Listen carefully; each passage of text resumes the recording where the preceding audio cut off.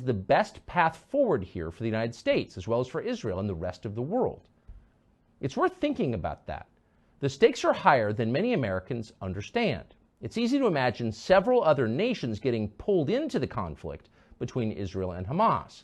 Those countries would include Russia, Iran, Turkey, China, Saudi Arabia, the Gulf states, and possibly many more.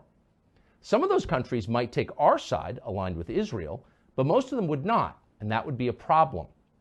The U.S. military is weaker than it's been in at least 50 years since the end of Vietnam.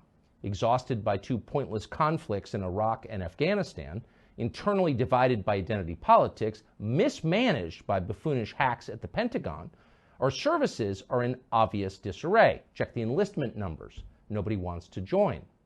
But it's worse than that.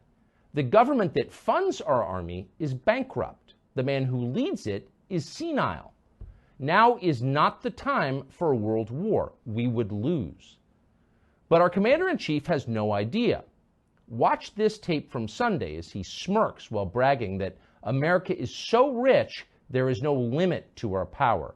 We can wage as many wars as we want. America, for God's sake.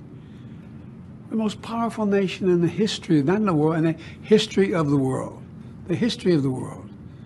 We can take care of both of these and still maintain our overall international defense. We have the capacity to do this, and we have an obligation to. We are the essential nation, to paraphrase the former Secretary of State. And if we don't, who does? Powerful nation in the history of the world. You can imagine the Roman Senate issuing a statement just like that on the morning the Visigoths sacked their city. Pride goes before destruction. That has always been true. It always will be true. How do we keep our country from being destroyed?